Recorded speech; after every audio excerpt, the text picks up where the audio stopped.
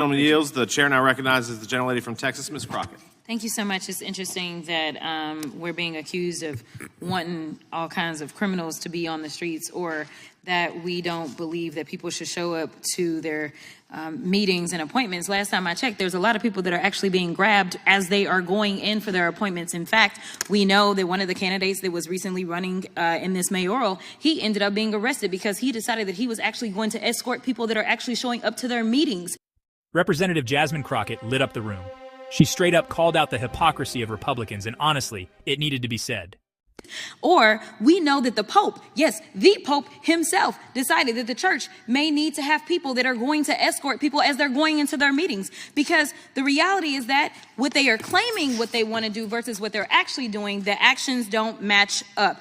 And while we are supposed to be talking about visas, somehow we continue to cherry pick and talk about one criminal act and another criminal act. And it is so very interesting to me that, yes, we will say people are xenophobic, because when you start to decide that just because somebody came from another country, they are automatically some kind of criminal, that does sound kind of xenophobic to me, because you are using a paintbrush to paint an entire group of people where the vast majority of them are coming here because they are actually seeking a better life. But let me get to what this hearing is supposed to be about.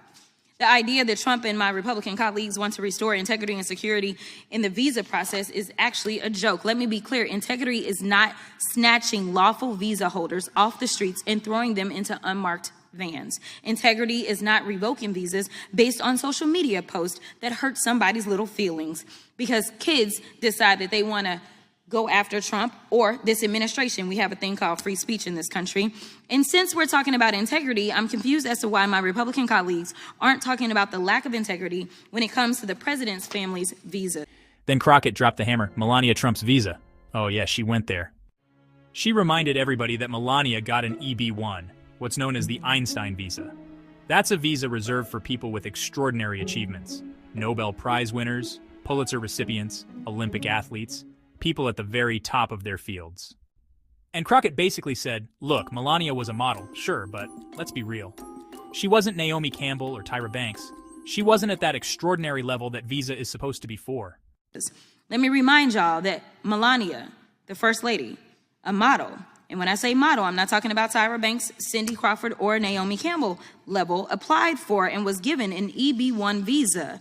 And that stands for is an Einstein visa. Now, y'all that don't know, let me tell you how you receive an Einstein visa. You're supposed to have some sort of significant achievement, like being awarded a Nobel Peace Prize or a Pulitzer, being an Olympic medalist, or having other sustained extraordinary abilities and success in sciences, arts, education, business, or athletics. Last time I checked, the First Lady had none of those accolades under her belt.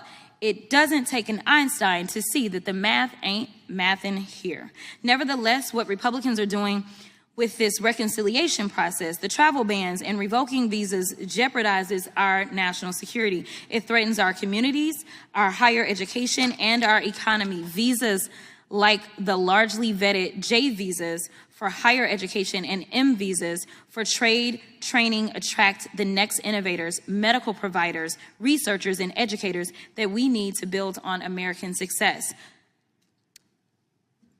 I'm not gonna mess up your name, so I'm not doing that. But I'm with you, okay? In your experience, do individuals on J or M visas typically improve or impair our economy? They generally improve the economy, and I can give a brief example. My wife is a very successful woman. She makes a ton of money, which I'm grateful for.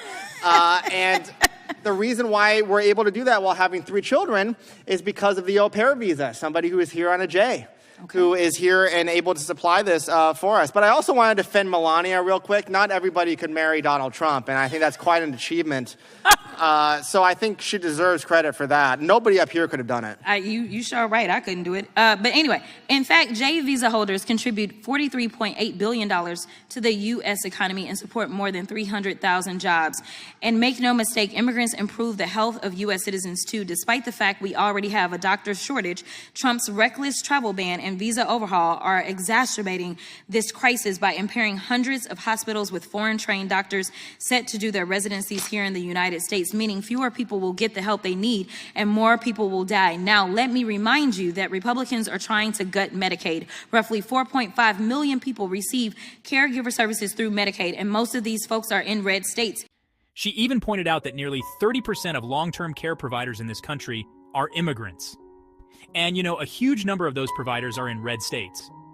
So when Republicans gut Medicaid and block visas, they're literally harming their own voters, their own communities. And wouldn't you know that in 2023, Kaiser Family Foundation estimated that almost 30% of long-term care providers or home caretakers were immigrants.